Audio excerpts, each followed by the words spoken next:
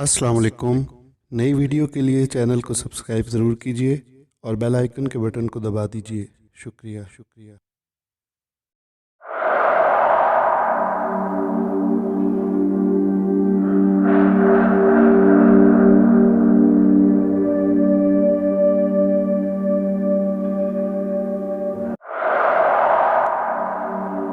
अम्मा और मैं अपनी अपनी जगह खौफज़दा थे, मगर इजहार नहीं कर रहे थे। अम्मा मुझे अपने कमरे में ले गई। वहां जाकर उन्होंने ऐसी बात की कि मेरे रोंगटे खड़े हो गए। वो बोली, इस मूर्ति के साथ कोई साया इस घर में आ गया है। और मेरा डर से बुरा हाल था। जो कुछ मैंने देखा और सुना था, इसका कोई जवाब नहीं था। इसी असना में मेरे शौहर आ गए। हम दोनों को परेशान और खौफज़दा देखकर वो भी परेशान हो गए। अम्मा ने सारी बात बताई और हम सब जब ड्राइंग रूम में आए तो देखा कि फूल फर्श पर बिखरे हुए थे और मूर्ति का कुछ पता नहीं था। वो कुछ झुंझलाए हुए बोले, इस मसले का एक ही हल है, मैं इस मूर्ति को सुबह ले जाऊंगा और समंदर में फेंक आऊंगा। हम दोनों औरतें एक दूसरे का मुंह देखने लगी। उन्होंने इसी पे बस नहीं किया, बल्कि इसी वक्त स्टोर का ताला खोला और अंदर से इस अलमारी से मूर्ति को निकाला, एक गत्ते के डब्बे में रखकर बांध दिया। वो बोले, अब तो सुकून से सो जाएंगे। हम हैरान थे कि ये मूर्ति वापस कैसे पहुंची। बहरहाल मैं मुतमईन हो गई थी, मगर मैं नहीं जानती थी वाकई मूर्ति के साथ कोई साया था जो इस घर में रहकर मुझ पर असर डाल चुका था। रात सुकून से बीत गई और सुबह वो मूर्ति घर से चली गई। लेकिन इस बात से ठीक 3 माह बाद जो झटका लगा, वो मेरे लिए क्या पूरे घर के लिए नाकाबिले फरामोश था। एक रात शदीद तकलीफ की वजह से रात को ही मुझे अस्पताल ले गए।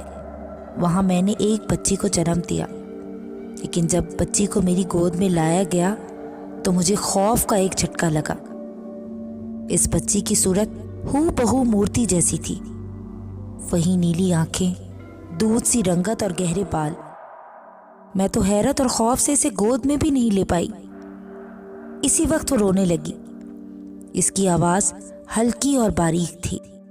मेरा सर चकराने लगा और आंखों के आगे अंधेरा छा गया। होश आया तो कमरे में सभी थे, अम्मा, मेरे शौहर और डॉक्टर और वो बच्ची। डॉक्टर ने तसल्ली दी कि कमजोरी है, कुछ ताकत के इंजेक्शन और अद्वियात भी थी। बच्ची आखिर मेरा खून थी, कब तक दूर रह सकती थी। अम्मा और मेरे शौहर बिल्कुल चुप थे। शायद वो भी इस मुशाबहत को समझ नहीं पा रहे थे। बच्ची को गोद में लिया तो मैं सब भूल गई। ममता ने जोश मारा और मैंने इसे सीने से लगा लिया। वो एकदम खामोश हो गई। शाम तक मैं भी घर आ गई। दिन गुजरने लगे।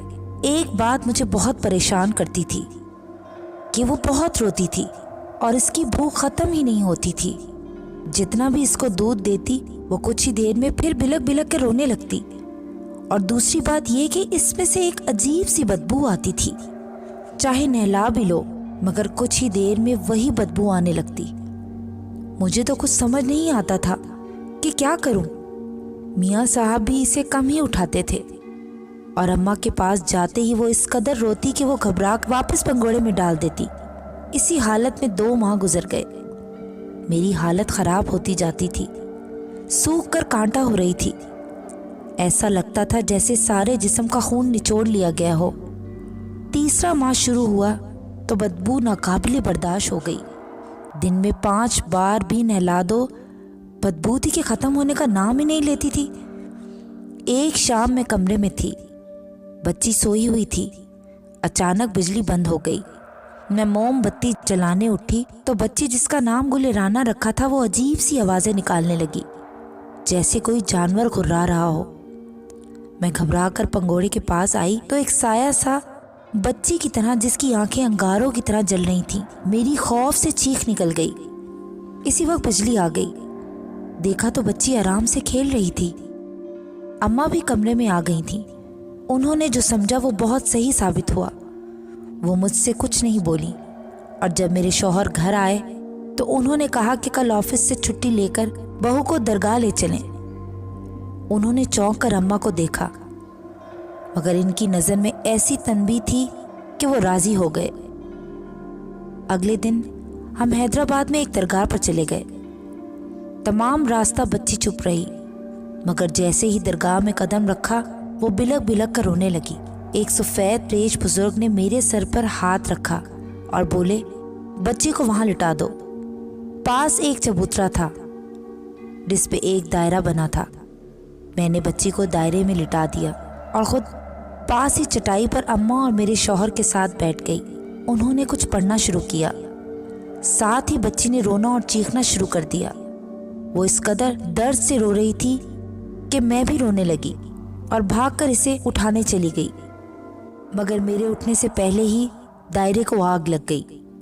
میں چیخنے چلانے لگی، مگر میرے شوہر اور اماں نے روکے رکھا۔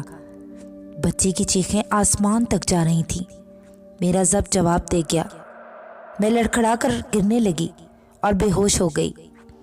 جب ہوش آیا تو دنیا لٹ چکی تھی۔ گلرانہ ہمیں چھوڑ کر جا چکی تھی۔ اس کا پھول جیسا جسم سفید چادر میں لپٹا ہوا تھا۔ میرا تو غم سے کلیجہ نکل گیا، آنسوؤں کی جھڑیاں لگ گئی۔ میرے شوہر نڈھال بیٹھے تھے۔ بزرگ نے ایک گلاس میں پانی منگوا کر مجھے پینے کو دیا۔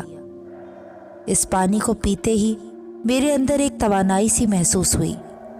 وہ بولے، بیٹا یہ تمہاری بیٹی نہیں تھی، ایک بھٹکی ہوئی روح تھی۔ بچی تو پیدائش سے پہلے ہی مر چکی تھی، اور یہ بھٹکی ہوئی روح کس کی تھی یہ تمہارے شوہر بتائیں گے۔ میں نے شدید دکھ کے عالم میں اپنے شوہر کی جانب دیکھا۔ وہ غم سے نڈال تھے۔ اماں بھی دیوار سے ٹیک لگائے زاروں قطار رو رہی تھی۔ انہوں نے پانی کا گلاس پیا اور کچھ یہ بتایا، آج سے 5 سال پہلے میں ایک کمپنی میں ملازمت کرتا تھا۔ اس کے ڈائریکٹر کے ایک دوست ترکی سے وہاں ملنے آئے۔ ان کے ساتھ ان کی جوان سال بیٹی جیسمین بھی تھی۔ کمپنی کے ڈائریکٹر نے جیسمین کو پاکستان دکھانے کا کام میرے سپرد کر دیا۔ میں انکار نہیں کر سکتا تھا، ویسے بھی جوان تھا۔ جیسمین بہت خوبصورت تھی، نیلی آنکھیں، دودھ سی رنگت اور گہرے بال۔ وہ زیادہ تر سیاہ لباس پہنتی تھی۔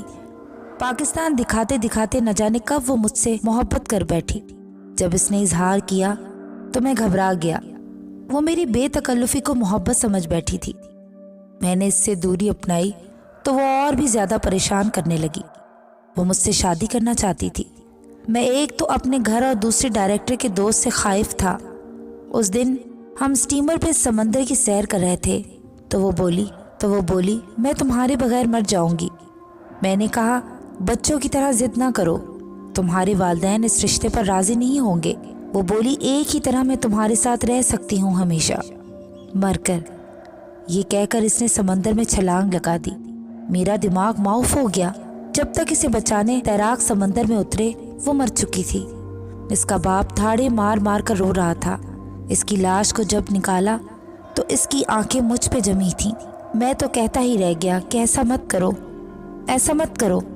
اس حادثے کے بعد میں نے وہ کمپنی چھوڑ دی، لیکن کچھ وقت کے بعد مجھے جیسمین کی آوازیں آنے لگیں، کبھی نام لیتی، کبھی ہلکی سی ہنسی۔ میں سمجھ گیا یہ عمر بھر کا غم ہے۔ میں نے نفسیاتی ڈاکٹروں کو بھی دکھایا، مگر سب نے یہی کہا کہ سٹریس ہے، اس لیے میں خاموش ہوتا چلا گیا۔ اس روز چہلم جاتے ہوئے میرے دوست نے کہا کہ وہ ایک ایسے آدمی کو جانتا ہے جو دل کی تصویر باہر نکال دیتا ہے، اور اگر کوئی سایہ اس سے جڑا ہو تو وہ بھی نکل جاتا ہے۔ میں اس کی بات مان کر جہلم سے 3 میل کے فاصلے پر ایک گاؤں میں پہنچا۔ گاؤں سے باہر الگ تھلگ ایک مٹی کا مکان تھا۔ وہاں ایک شخص ملا جس کی آنکھوں میں عقاب کی تیزی اور چمک تھی۔ اس نے 5 منٹ مجھ سے نظر ملائی، میرے ہاتھ پکڑے ہوئے۔ اس کی آنکھیں سرخ ہو گئیں۔ اس کے بعد اس نے 3 دن بعد آنے کا کہا۔ 3 دن بعد جب ہم وہاں گئے تو اس نے یہ مورتی ہمیں دی، جسے دیکھ کر میں خوف اور حیرت سے اچھل پڑا۔ وہ جیسمین تھی۔ اس طرح یہ سایہ مورتی کے ساتھ گھر آ گیا۔ اس نے کہا تھا، بہت بڑا نقصان اٹھاؤ گے، نہیں معلوم تھا کہ یہ ہوگا۔ اتنا کہہ کر وہ چپ ہو گئے۔ بزرگ نے میرے سر پر ہاتھ رکھ کر کہا، اب وہ سایہ نہیں آئے گا۔ وہ واپس چلا گیا، اور شکر کرو تمہاری زندگی بچ گئی۔ ہم واپس آ گئے۔ گلرانہ کو دفنا دیا گیا تھا۔ اس کا جسم ایسا ہو گیا تھا جیسے پانی میں ڈوب کر مری ہو۔ مجھے سنبھلنے میں 2 سال لگ گئے۔ अब तो अल्लाह ताला ने मुझे 3 औलादों से नवाजा है, 2 बेटे और 1 बेटी। लेकिन अब भी कभी गुलेराना का ख्याल आ जाए तो एक झुरझुरी सी दौड़ जाती है। खुदा औलाद का दुख किसी को ना दे, आमीन।